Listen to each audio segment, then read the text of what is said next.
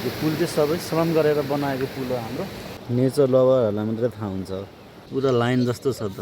अरबपति बन्न आँट्नु भएको छ हाम्रो मम्मी। ओ अङ्कल हेलो।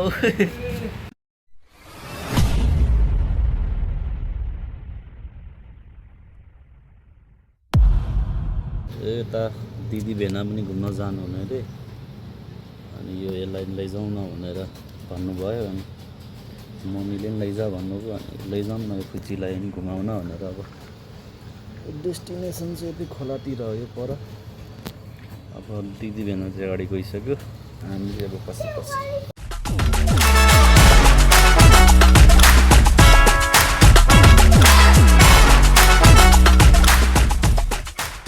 हामी घुम्न जाने ठाउँ चाहिँ ठ्याक्कै अब यो खोला कोसी माथि छ। त्यहाँ सानो हाम्रो संस्कृतिको पार्टीहरूको मान्छेहरू मिलेर श्रम गरेर पुल बनाएको थियो। त्यही पुल हेर्न जाऊँ भनेर हामी दिदी हेर्न जानुभएको रहेछ। हामी चाहिँ हाम्रो डेस्टिनेसन आइपुगिसकेको छौँ। अनि यो हाम्रो भन्नाले यो चाहिँ संस्कृति पार्टीहरूको मान्छेहरू मिलेर श्रम गरेर यो चाहिँ पुल बनाएको हो है। यस्तो छ पुल त दामी देखेको थियो नेटमा, राम्रो रहेछ रियलमा पनि। यस्तो गरेर बनाएको छ यता। यो पुल चाहिँ सबै श्रम गरेर बनाएको पुल हो हाम्रो। यो बर्खाको बेलामा चाहिँ धेरै समस्या हुने। यो माथि गोडु अनि यताको के अरे सोधुतिरको गाउँतिरको मान्छेहरूलाई अप्ठ्यारो हुने भएकोले अनि श्रम गरेर बनाएको हो हाम्रोतिरको चाहिँ यो।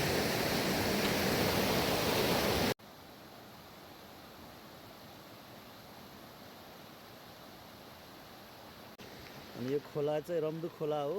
अनि तल गएर चाहिँ ट्याक्क दुधकोसीसँग मिल्छ। अनि यो पारीको चाहिँ डँडे खोला, अनि यो रातमाटे। हाम्रो दिदी भेना फुच्ची अगाडि गइसके, म चाहिँ पछाडि रहेँ भिडियो युट्युबरै भएकोले। अनि यहाँ बस्ने ठाउँ, यता बस्ने ठाउँ पनि बनाएर रहेछ, दामी गरेछ त।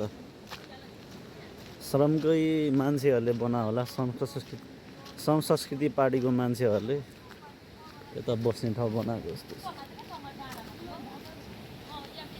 अनि यो खोला चाहिँ चट्ट गएर यहाँबाट मिल्छ दुधकोसीसँग। टक्क ओह्रालो जान्छ हाम्रो जयराम ओह्रालो।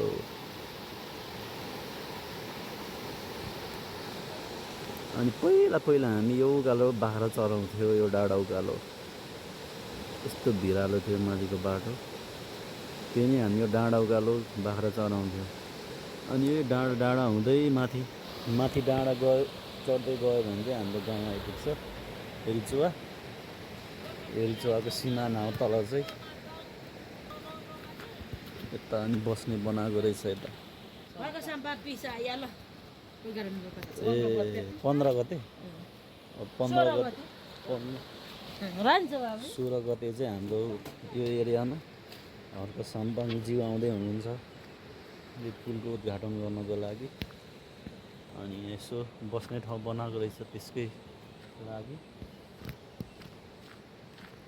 जो श्रमले संस्कृति पार्टीले गर्दाखेरि यस राम्रै चिजको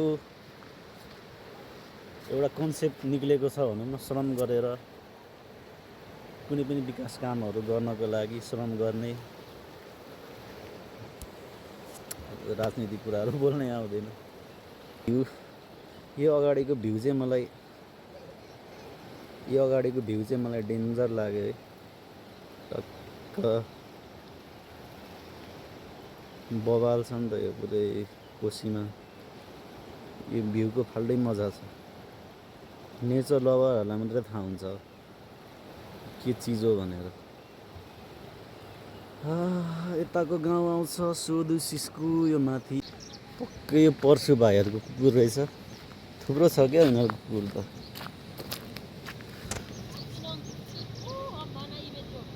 मस्त बसिरहेछ यिनीहरू त।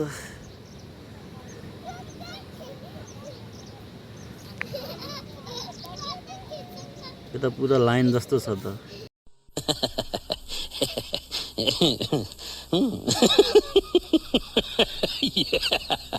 Yeah.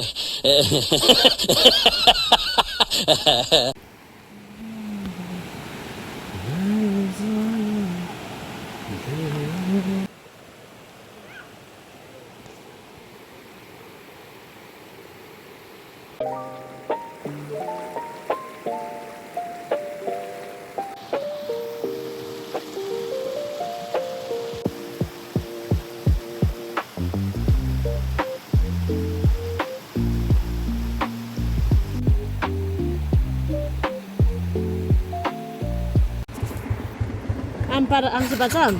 प्याठो बाह्र Dambil, ya dambil lah.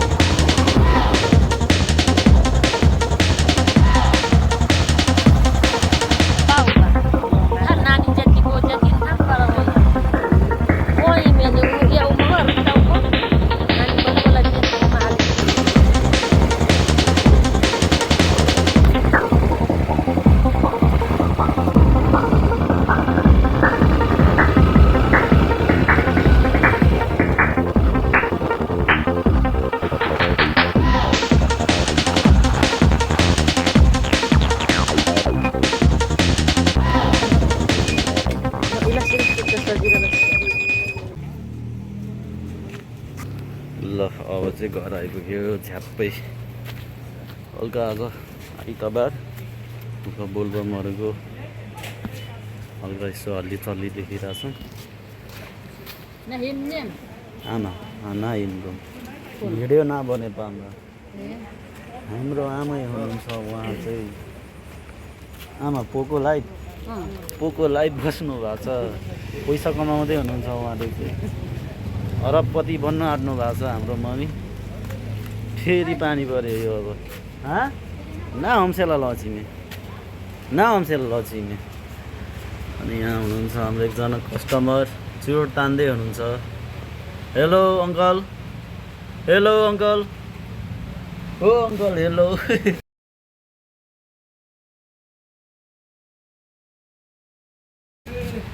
Blog बनाएर भिडियो कैसे ठीक छ ल ठीक छ कौन है ये लोग